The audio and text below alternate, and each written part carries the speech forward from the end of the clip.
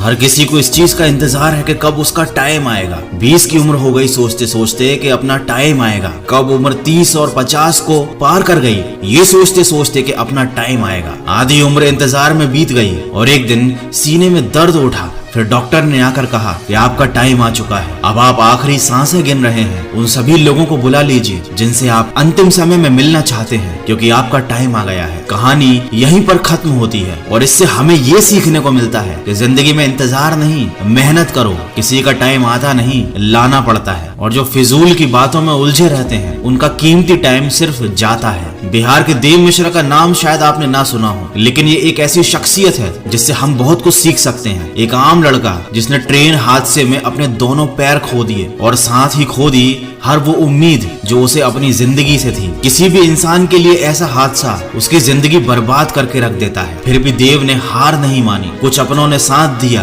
तो कुछ अपनों ने साथ छोड़ दिया, लेकिन उनकी माँ हमेशा उनके साथ रही। कुछ लोगों ने तो यहाँ तक भी कह दिया उनसे कि अब तुम भीख मांगना शुरू कर दो। अरे लोग तो होते ही ऐसे हैं, मुश्किल समय में साथ देना तो दूर, अच्छी बातें भी नहीं करते। लेकिन देव ने अपने दम पर जिंदगी जीना शुरू किया। पैर ना होते हुए भी वो अपने पैरों पर खड़े हुए। उन्होंने हार नहीं मानी और आज वो काफी ज्यादा फेमस हैं। देव मिश्रा हम सबके लिए एक मिसाल है कि चाहे जिंदगी हमारे साथ कोई भी खेल खेल जाए, हमें हार नहीं माननी है। एक बड़ी पुरानी कहावत है, किसी का बुरा करना, किसी पर अत्याचार करना एक बहुत बड़ा पाप होता है और अत्याचार सहना उससे भी बड़ा पाप होता है। लेकिन अब मैं आपको एक ऐसी कहावत बताने वाला हूँ जो आपने शायद ना सुनी हो। अगर कोई इंसान जिंदगी में कुछ करना चाहता है, कुछ बनना चाहता है, उसके कुछ सपने हैं, और उस इंसान से जाकर ये कह देना कि तुम कुछ नहीं कर सकते, तुम किसी काम के नहीं हो, ये एक बहुत बड़ा पाप होता है। और अगर कोई बात ये आपसे कहता है और आप इस बात को चुपचाप सुनते रहते हो, उस इंसान को इतनी इजाजत देते हो कि वो आपके सामने खड़े होकर आपके हौसले को तोड़ सके, आपसे ये कह सके कि आपसे कुछ नहीं हो सकता, और आप चुपचाप सुनते रहो उसकी बातें,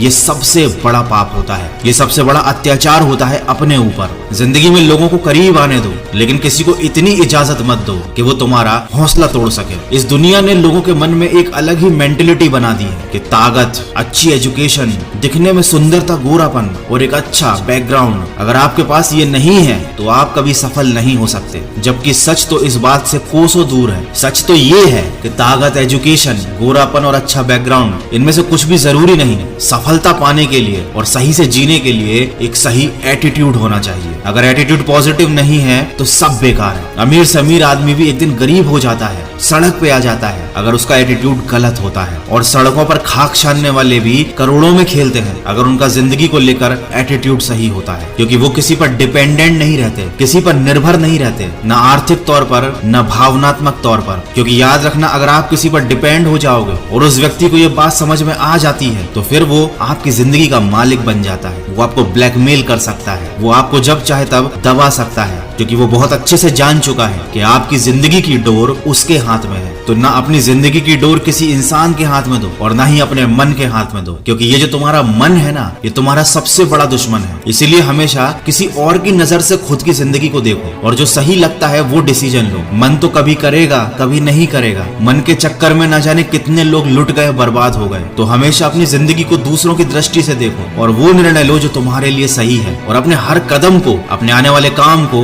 एक रहस्य रहने दो लोगों के लिए। दुनिया को सिर्फ नतीजे दिखाओ। देखो, लोगों को बहुत जल्दी होती है, हर चीज का नतीजा देखना चाहते हैं, लेकिन कोई भी बड़ा काम 1 या 2 दिन में तो होता नहीं है। तो उन्हें लगता है कि शायद आप इस लायक ही नहीं, वो आपको डिप्रेस करने की कोशिश करते हैं, जाने अनजाने में आपका मोटिवेशन खत्म कर देते हैं। देखो, अपने आप को समझना एक बारीक प्रक्रिया है। इस काम को समय दो, खुद को गहराई से समझना बहुत जरूरी है। आपको अपने हर सवाल का जवाब अपने ही अंदर मिल